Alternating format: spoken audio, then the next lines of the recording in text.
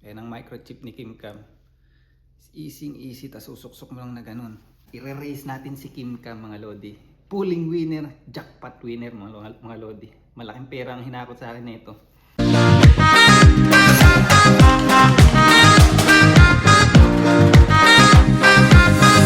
So yan mga kalapatids, nakita nyo na naman yung pagmumukha ko yan. For today's video, yan, medyo umuulan. Kahapon, halos maghapong umuulan dito. Yan, nandito kami ni Boss Uno, naglalaro kami ng soccer. Yan, bola-bola lang kami, pero yung ibon natin rumoronda. Ngayon ko lang sila pinakawalan, tanghali na ito, yan o. Ayan sila o. Woohoo! Enjoy na enjoy nila. Ngayon lang umaraw mga lodi. Maya-mayang konti, ulan na naman yan. Ganito ka baliw yung panahon dito sa Auckland, New Zealand. Yan. Laging 4 season in a day kung tawagin nga nila. Parang uulan, iinit, lalamig, ganyan. Paiba-iba ang panahon. But anyway, mamaya papapasukin ko na sila kasi ayoko masyadong mapagod sila ngayon. Yan ko lang sila pag bumaba na yan, rumonda. Pag bumaba na sila, papapasukin ko na sila mga lodi kasi susuotan natin sila ng microchip ngayong araw. Para bukas, club training na! Ayan! Woohoo! Club training na bukas mga lodi. Mamaya suotan natin sila ng microchip. Dapat mamaya ako pwede ko na sana sila dalhin sa sa trailer para bukas ida-drive sila papunta do sa releasing point ng training.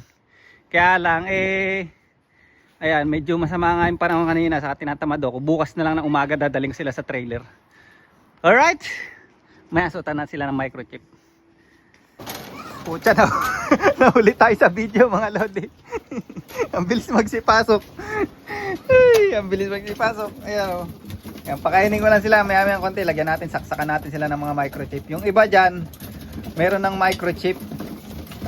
Yung mga ni-raise ko nung young bird, saka yung old bird na ni-rehome ko. Ayan. Nakaka-excite mga lodi, bukas.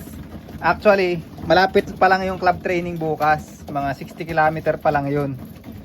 Pero, kaya ko pa naman sana mag-drive nun para mag-self-toss. Pero, gusto ko sumabay sa club training kasi para matuto silang mag-brake mga lodi.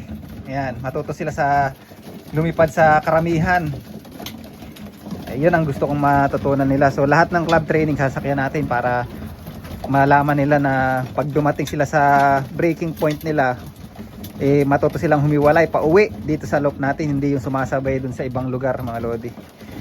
Yun ang natin, ang goal natin for this club training, okay? Kasi lalo dyan yung iba dyan mga bata pa, mapaglaro pa yung iba, kailangan matuto sila mag-brake mga lodi. And then na-excite ako bukas sa club training mga lodi. Tingnan natin kung sabay-sabay ba silang uuwi o pa isa-isa lang. Doon natin malalaman kung marunong silang mag-brake sa ibon o sa grupo. Pagka meron tayong mga 10 sabay-sabay, mga ganon mga lodi. But tingnan natin bukas. Ang mahalaga ngayon, malagyan natin sila ng microchip mamaya. Para ma-set up natin yung clock bukas ng training mode. Tapos makita natin kung gumagana yung mga microchip nila. Kung tama ba. Ayan o. So, pogi o. Pogi na nito o. Okay? Good morning mga lodi, nakita nyo na pagmumula ko yan. Bale kahapon nag-vlog nga ako, yung lumilipad yung mga ibon at naglalaro kami ni Uno. So ibang araw na ngayon. Hindi ko nasuotan ng ring yung ibon kahapon kasi na-busy ko mga lodi. And then ito na yung clock natin ngayon. Ayan, gumising tayo ng maaga kasi gusto ko ring lagyan nga ng microchip ng ibon ngayon. Dali buksan ko lang. Ayan mga lodi, hindi kasama yan, biscuit ko yan So, ayan, ito na yung hindi ko alam kung na-vlog ko to last time kasi ginawa ko nga ng listahan. Tapos ito yung mga microchip ng ibon natin. Ayan yung club ng ibon, yung year, yung number niya, yung kulay, saka yung gender. Tapos yan yung microchip niya ngayon. Naka-register ngayon dito sa clock natin ngayon yan. So, lahat na racer natin lalagyan natin ng microchip ngayon mga lodi. Pero merong isang hindi niya lagay sa tape. Kasi daw ito naka-register na dati sa clock ko. Tapos ngayon naalala ko si Kim Cam pala to. Yan, kay Kim Cam pala tong microchip na to mga lodi.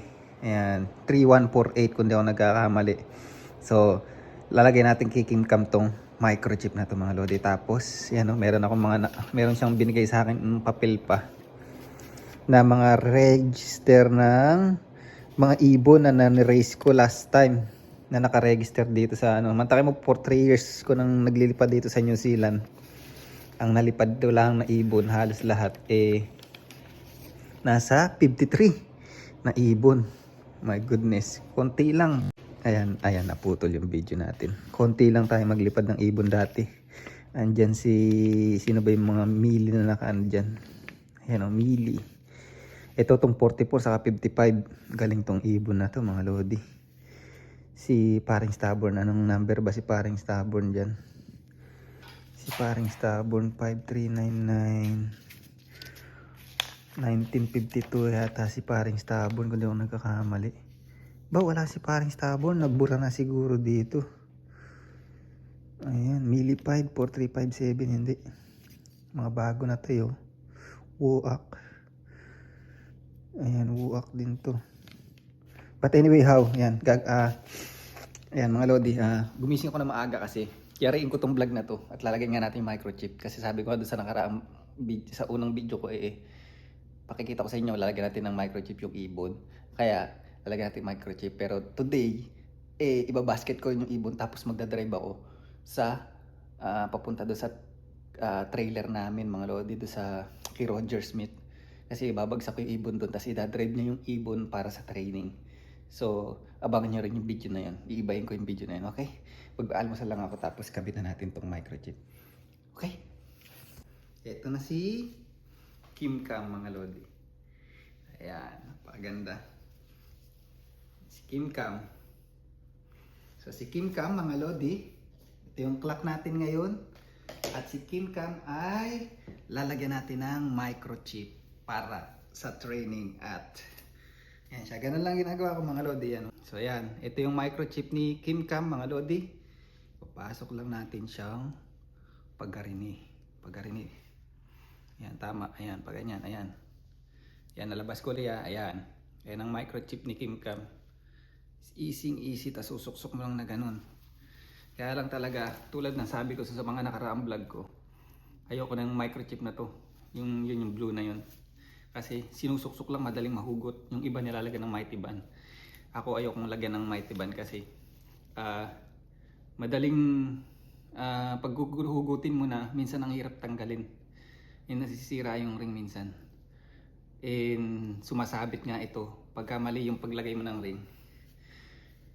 Ang maganda mga lodi, itong ring na to dapat nakapabaligtad na ganyan. Pag itong blue na nasa taas at nakaganon, minsan sumasabit sa screen. But anyway, ayan, i-raise natin si Kim Cam mga lodi. Pulling winner, jackpot winner mga lodi. Malaking pera ang hinakot sa akin nito. Pati yung kapatid nito yung kapatid nito Nesmith nito na kay Boss Arnold. And then kung naalala niyo yung vlog ko dati na meron akong blue bar na kinuha sa tropa. Kapatid din ni Kim Cam yun. At pinaris ko dun sa inbreed ni Stubborn. Kasi ang gaganda ng inakay na nilalabas nung breed ni Boss Arnold. Ayan. Kaya gagayahin natin yung breed niya. And then nasa akin pa yung nanay tatay nito mga lodi. Itong paikutin natin yung Stubborn line sa kasi. Yan. Medyo yung tumutubo pa yung last flight niya ni Kim Cam mga lodi. But anyway how? Dito ko na lang yayarin yung vlog natin mga lodi. Abangan nyo yung club training natin kasi kakarga natin sila ngayon. Ngayong umaga rin na to. Hindi ko napapakita lahat yung paglalagay ko ng microchip kasi ayan, masyadong marami pag nag-video tayo na nag-video. Magtatagal tayo mga lodi. Okay? See you next vlog. Bye!